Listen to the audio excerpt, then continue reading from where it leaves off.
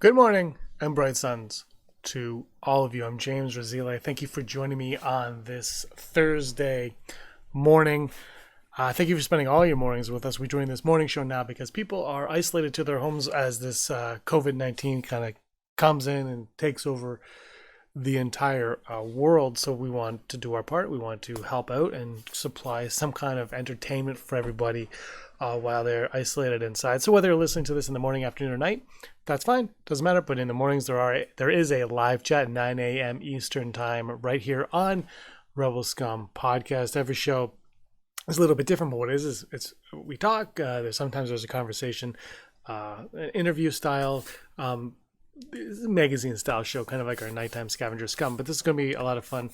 Today though, yesterday you heard from one half of the duo. Today we're going to hear from Sean from Blue Bantha Milk Co. and what he has been doing to keep himself busy during isolated, and this one's a real treat, so I hope you guys enjoy. We'll start the show right off with him. Here's Sean. Hi, my name's Sean and I'm one of the hosts of the Blue Bantha Milk Co. I've been in isolation now for 3 weeks. And I found that the best way to deal with this kind of thing is to take solace in the classics. So that's why I've been reading William Shakespeare's Star Wars, for which I will give you a slight excerpt now. It is a period of civil war. The spaceships of the rebels, striking swift, from base unseen have gained a victory over the cruel galactic empire now adrift. Amidst the battle, rebel spies prevailed, and stole the plans to a space station vast, whose powerful beams will later be unveiled, and crush a planet, 'tis the Death Star blast.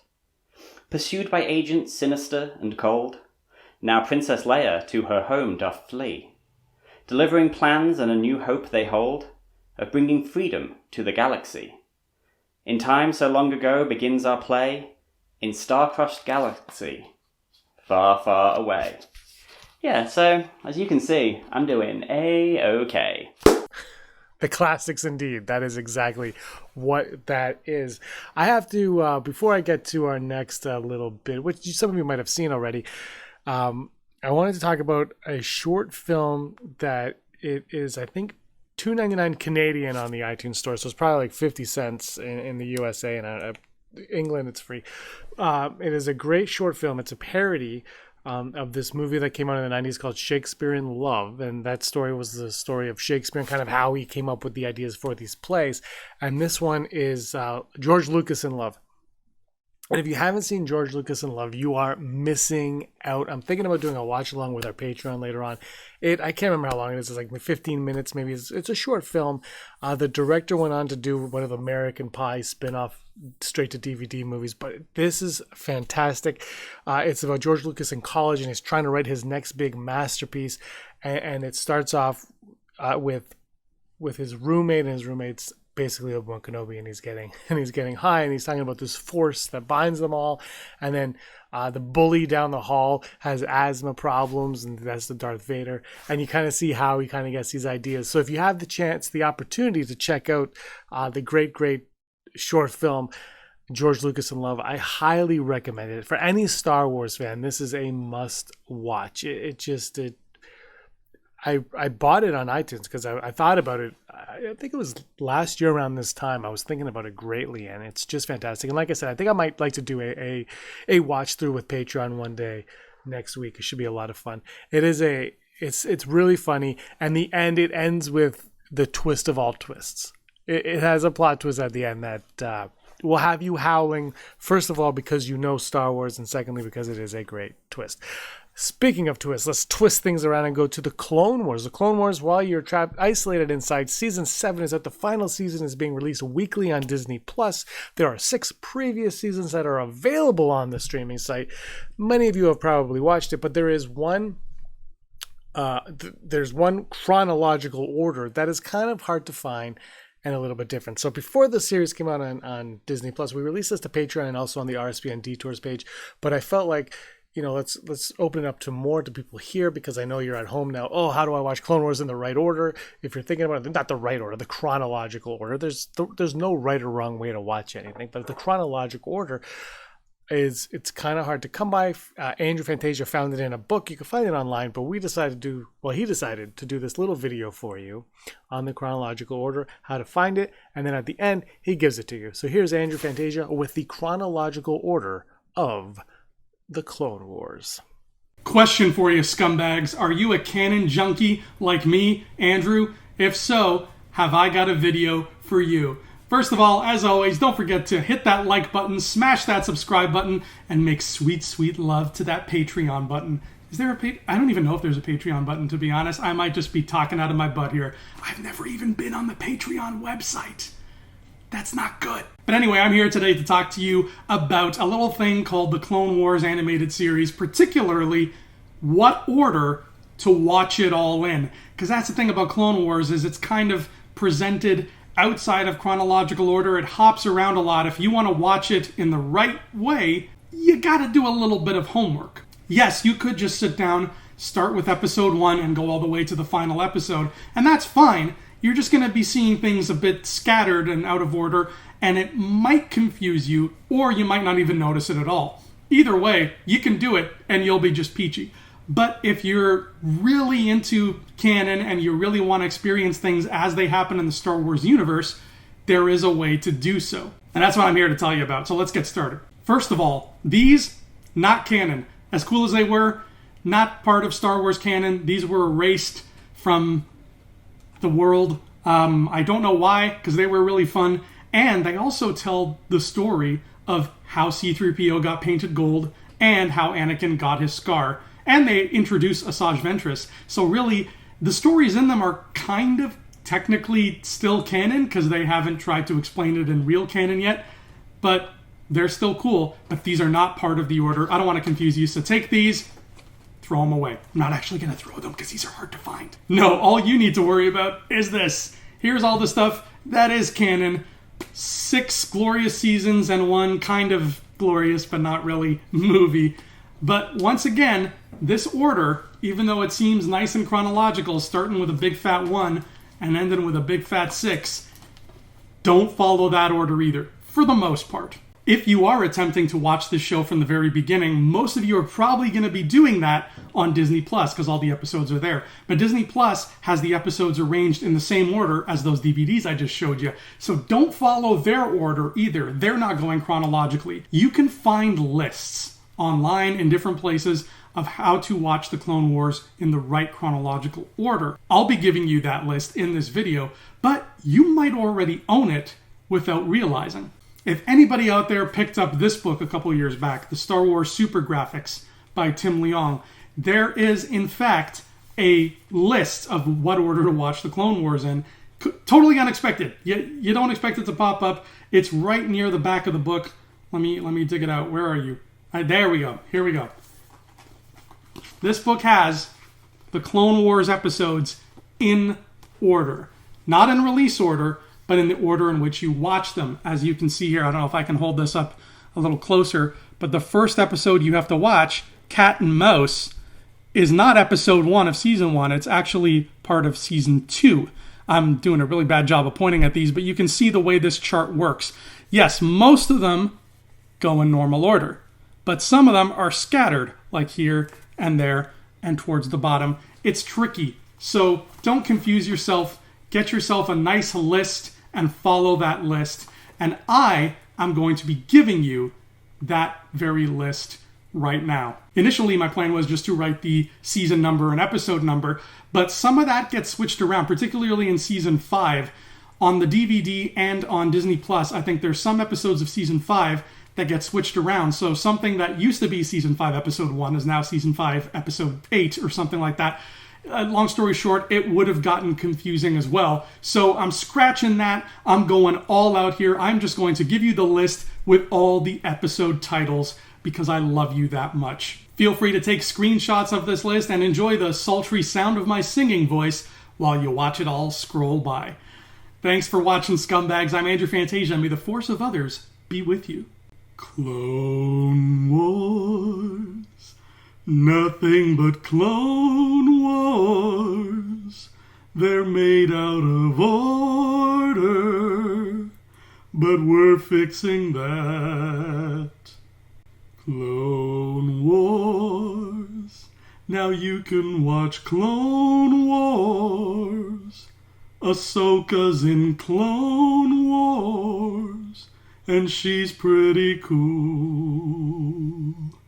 I've been watching a lot of Clone Wars in isolation, going on to Rebels. I love me some Rebels. Last night I watched The Last Jedi and The Rise of Skywalker because why not? I had time and I like both of those movies. And, I finally get the opportunity now to watch one followed by the other. So it was such a good time. Not everybody is happy with The Rise of Skywalker, but I will say, or The Last Jedi for that matter. People just aren't happy with Star Wars in general. But I'll say this. The one thing about Star Wars that is phenomenal is, yes, we have the movies, we have the books, we have the music, we have all these aspects of it. One thing that Star Wars has better than most is fan fiction. I love the fan fiction. I love the dedication, the passion that goes in towards fan fiction, whether it's fan films, which you just saw Jericho Kane talk about that on Scavenger Scum, or it's about writing these short stories or full-length stories as well, full-length stories, full-length novelization, whatever they are. They're just things that you write. One of our good friends on Patreon, Rachel, Reaper Girl 27, she is writing Edge of Hope, the novelization, on Wattpad now, and I had her do a video again for Rebel Scum Detours a little while ago where she talked about this Edge of Hope, but I wanted more eyes on that again. I want to start your morning off with hearing more about Edge of Hope. Maybe you saw it, maybe you forgot, maybe you missed it. So here it is. Here is Reaper Girl with Edge of Hope. Hi guys and gals, it's Rachel Alford, or as you may know me better, Reaper Girl 27 on Twitter, the author of Edge of Hope. If you haven't, please come say hi, follow, and if you want to take a look at Edge of Hope, which is this massive Twitter thread that I've been running for, I started it on February 15th, and it is March 2nd, so we've been going for a while, but it takes time to write good Star Wars, in my opinion. But I'm filming this little thing for my friends over at Rebel Scum Podcast. It is International Women's Day. And the boys are taking a back seat because the girls have got it. So we're all just kind of hanging out, having fun. Girls with Sabers is here. It's just an amazing collaboration. Please come and hang out. If you haven't heard, they have a new Patreon. So please go and become Rebel Scum like me. And as soon as you join, please go through all the backlog because I've been listening for days. And then after you're done doing that, hop over to YouTube, check out all of the amazing content that they offer there. It's totally worth your time, and there really is, it's just the best Star Wars, Because, who wouldn't want to be Rebel Scum? Although I am hoping for Jedi, Dyad, and Leia Organa levels later. I've mentioned that. Maybe Aaron can help us out with that. But like I said, I'm Reaper Girl 27 on Twitter.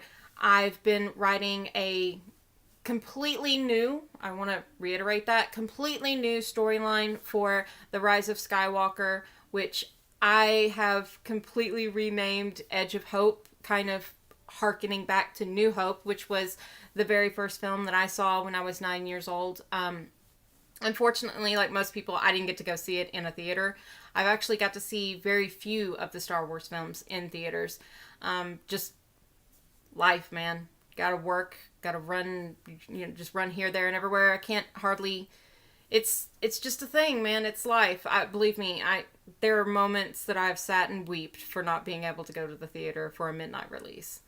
But then again, I did get to see them, and that's all that matters. I saw the films for the first time when I was 9. My dad went and bought, I believe it was like around 1980, no, not 1980, 1994, 93, 94, around that time period when the box set, the old VHSs with the Vader helmet came out. It still had the plastic on it, and I didn't know what it was, so I asked my dad if I could open it. He said I could, so I popped it in and watched it in the wrong order. I did Empire, then I did Return of the Jedi, and then I watched New Hope, and quickly realized my mistake. But I went back and I fixed it, so. Then I started watching it on repeat and have been annoying my family happily for years. Do the math. I was 9, I'll be 36. May 4th is coming up, and now I have something new to celebrate. Not quite sure about Project Luminous, but I have heard from my friends here on Rebel Scum Podcast through their Patreon that the first book for Project Luminous is going to drop on August 25th of 2020. And that is my birthday. So, it just happens to be also that the book's title is Light of the Jedi. Might be a little pretentious there. As meaning portents, not pretentious. Pretentious and portentous, different words. Google it. But, so I've always been completely enamored with Star Wars. I've met some amazing people through being a Star Wars member of the Star Wars of the Star Wars family. I don't say fandoms. I absolutely disagree with fandoms. I think that's very divisive. I think Star Wars family is a little bit more inclusive because in a family you get to have different personalities. You get to have different ideas. You get to have different takes on things and opinions and points of view. It's very kind of, I like to look at, the original, the OG cast as, what they are, a family. And it kind of just makes sense to me to refer to the people who love Star Wars as Star Wars family members because we take care of each other. We really are the best fandom or family. If you want to say fandom, it's fine, but we really are the best people.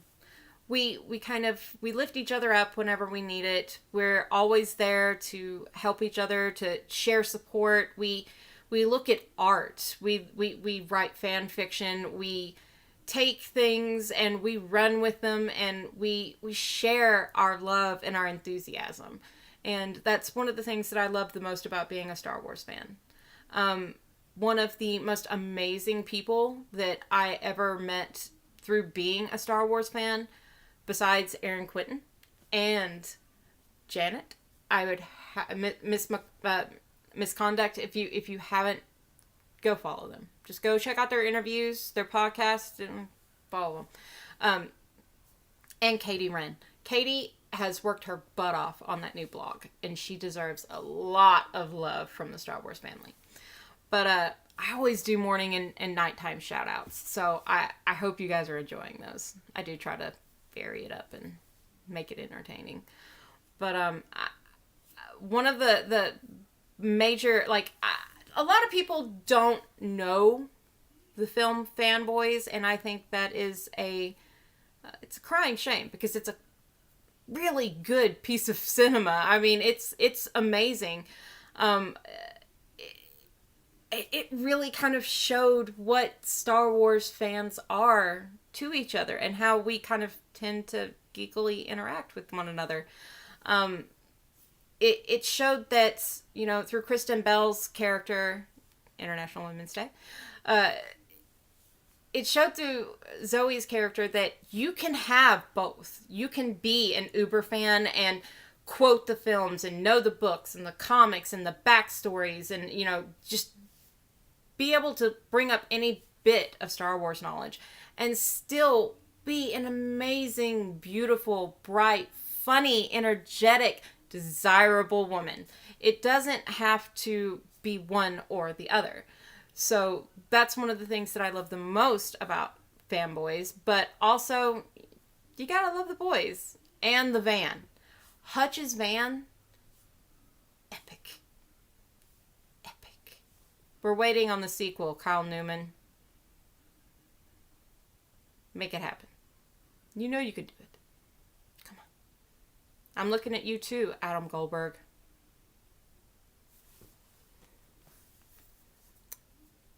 We want Fanboys too. But one of the main characters in the film, out of the group, is Mr. Dan Fogler. If you haven't followed Dan Fogler, go follow Dan Fogler. Follow Dan Fogler. He is a huge Star Wars fan. He's in the Harry Potter universe now. He's also on Walking Dead. But Dan Fogler, I cannot say enough good things about him. Plus, his mom, Sherry, is on Twitter as well. Circuit Breaker. Go follow her. She is by far the sweetest woman I have ever met. Well, not met, but on Twitter. She's amazing. But Dan is beyond amazing to his followers. He loves his fans and supports the Star Wars family and has always done, he's never represented himself as being anything other than what he is. But, I mean, at every con that he's been to, anytime he's posted anything on Twitter or Instagram, or he's got a new podcast in a series that he's doing, it's just, he's just an amazing guy. Like, you should really go and show him some love. And then, while you're at it, go find Jay Baruchel, Kristen Bell, Chris Marquette, and I think that Sam Huntington is the other one. He plays one of there's Linus, who is Chris Marquette, and then Sam Huntington. There is a quiz in that film, and if you do not know the answers to that quiz, you must legally turn in your Star Wars fan card, because it's literally things that everybody should know. But if you haven't seen Fanboys, go check it out. Geek out.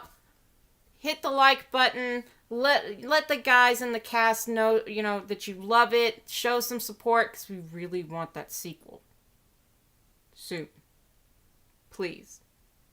It would be like really good cinema therapy for us. Please. Give it to us. Give us this. Please. But getting back to... I diverge a lot, guys. I hope you can work this out in editing. I'm really sorry. But getting back to why I love Star Wars. I love Carrie Fisher. I love Princess Leia. I love Star Wars because of the message of love and hope and family that runs throughout the entire thing. I mean, it's about one family, but it's not just the dynamic family unit of the Skywalker solos. It's also about friendship as family, like with Obi-Wan Kenobi, with the Jedi Council, with how they kind of perceive and look at the universe. And even with the dark side, even with the Sith, there's a pecking order, but there's also, you kind of get glimpses of familiarity. Maybe not friendship, but definitely some kind of, I'm not going to force choke you and kill you today type vibes. But I mean, it's carried over for years now. It's carried over into the prequels, into the sequels, into the Clone Wars, Rebels. It's just that undercurrent of love and hope and family being, one of the most important things. And what I love the most about Leia is that she's not just one thing. She's not a one-dimensional character. She's so many other things. She's bits and pieces of other people. She's bits and pieces of her mother, of her grandmother.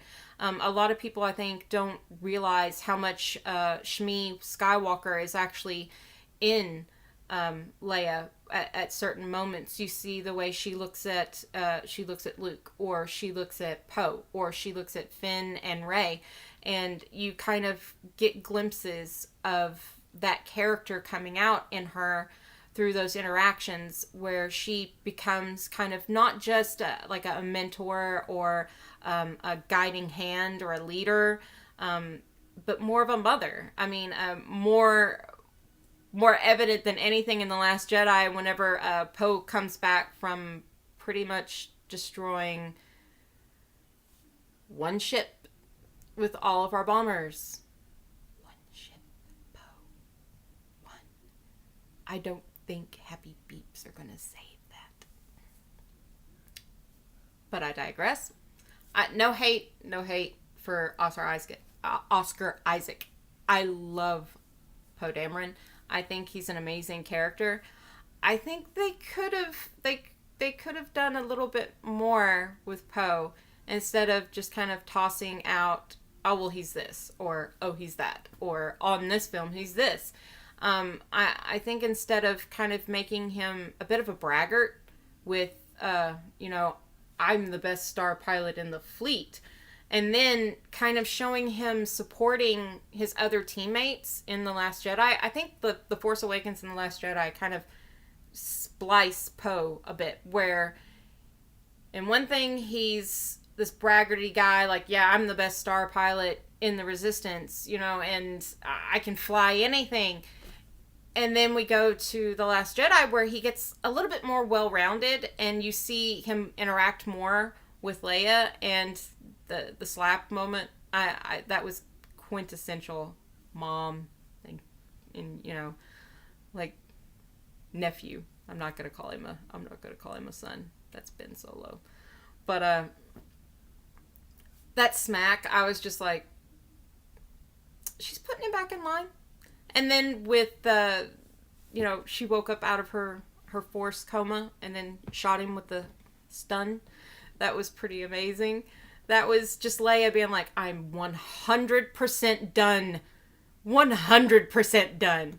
And those little moments that kind of call back to other moments from the original trilogy, or that you see in the prequels with Padme and Anakin. It's just those little juicy tidbits that kind of tie everything together and link every single one of those extraordinary women. Going down now to Rey, it kind of, Shmi Skywalker was a nobody from nowhere, and she gave birth to Anakin Skywalker, who was, pretty much the father of it all. And without Shmi, we wouldn't have the family. So I don't see the ending of TROS as an actual ending. I see it as just another Shmi waiting for her story to begin. So I don't think she's gonna. I don't think she's gonna begin it alone. I don't think that's the way Shmi would let her grandson. I'm gonna stop because I know some people are just like, but oh, you guys are actually, you're tweeting me right now. Hi. But I don't want to run this too long. Edge of Hope is my own story. It's my take. It's how I would have written it if I had, the millions of dollars, the cast, the crew, the people who knew how to film movies. If I had had all of that at my dispense, Edge of Hope would have been what you guys would have seen in a theater. If in another life I could have worked for Lucasfilm. I just hope that it's worthy of the cast and all of the characters that I'm incorporating into it, and sharing their stories with you, and just from my perspective. This is not canon. It's just my take on how I view the characters and how I see them interacting and what kind of family I would see them becoming or having been. I've been getting amazing support and love from not just Rebel Scum podcast, but from all of you guys on Twitter, and I cannot tell you how much it has meant to me. It has meant more than you will ever know. Carrie suffered with bipolar disorder. I suffer with something called borderline personality disorder, or BPD. I also have PTSD from some experiences that I will not go into. But Carrie really kind of was who I looked to whenever I needed, to feel okay. And whenever she passed, like I it broke me in ways, I'm already tearing up. It broke me in ways I still can't even talk about. So in a lot of ways, Edge of Hope is my way of saying thank you. Not just to, Mark and Harrison and Peter and Kenny Baker and Anthony Daniels and, Billy D. Williams. I can't thank her enough. I can't thank them enough for being there when I didn't have anybody and when I needed something to kind of give me a moment to be okay with who I was and what I was feeling. And that's what Star Wars has done for me and what it means to me and what Carrie means to me. So I hope everybody is enjoying it. I hope everybody is having a great time today on our day. If you're a woman, I hope you guys will come and check out more of Rebel Scum podcast. I've said it again. Please go to Patreon, become Rebel Scum like me, and just show the love, show support, and let's all be there to, lift each other up and have each other's backs. And never forget, Ben Solo lives, and it's not the end, and nobody's ever really gone. If you don't believe me, hit me up on Twitter and I'll send you the link to Edge of Hope. I'll make a believer out of you. Have fun. Have a great day. Love to all the amazing women out there. And thank you so much for giving me this opportunity. I can't thank you enough for having me on here and letting me share my voice and my opinion and showing the love. You guys have shown such amazing love and support for Edge of Hope. So please continue, and I'll hit you guys back in the shout outs. Have a great day. Thanks, ladies. Thank you, Rachel. And many of you are isolated at home. Maybe you don't want to watch TV. Maybe you're tired of watching TV and you want something to read on your e-reader.